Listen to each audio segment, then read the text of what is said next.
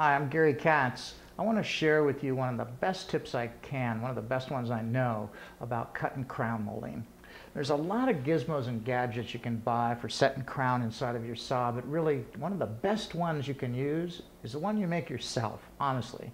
I don't care if you're using an expensive saw like this one or an everyday saw. It's really the setup that counts more than anything. Of course, you gotta dial your miter saw in so it's cutting the precise miters at 45 degrees, but you don't have to worry about the bevel if you cut your crown in position. And that's the technique I want to show you.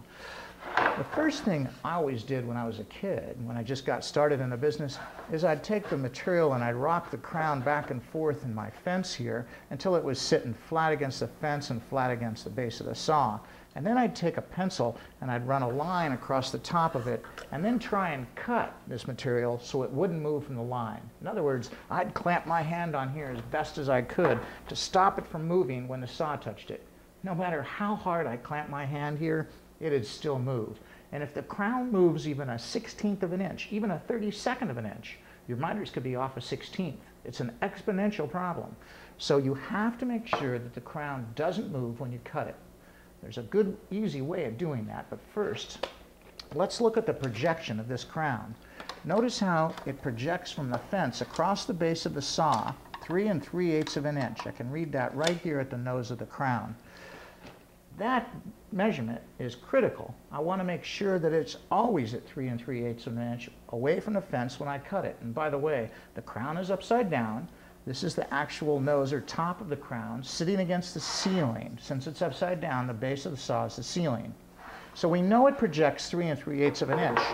The best thing to do then is to rip a piece of wood that's exactly 3 3/8 of an inch. I've taken this piece here, I've written save on it, and I've written down the style of the molding. This is Windsor One's Craftsman style molding. I can take this block of wood now, it's like a gauge block, and set it in my saw and put a crown stop right up against it and clamp the stop down to my saw. And what I'll do is I'll just line this old stop. I've used this several times. It's got a lot of curves in it, so I'll line it up with one of the old curves just so I don't cut it to pieces. And I'll clamp this down. And once it's in here secured, I'll smack this up there real good and then tighten those clamps up once more. Now it'll be a little tough to get this out of here, but this stop is in exactly the right position. Now the beauty of this is you save this piece, and if you have to come back to the job a week later or 2 days later or a month later, you can set your saw up exactly the same way it was when you first were cutting, and all of your miters, even if you're coming off a molding that was previously installed, all of your miters and all of your copes will fit perfectly. That's one of the really nice things about taking your time and setting up your saw just right before you start cutting. Now, one other thing you can do is, since the crown is upside down when you're cutting it, and that confuses people sometimes, put a big L on this side of your crown stop, because this is the left-hand end, not the right-hand end. Remember, you've turned the crown upside down.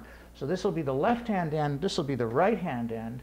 Having those marks on your saw like that will prevent you from making some seriously silly mistakes. And having this setup like this will help you go much faster when you're cutting crown molding.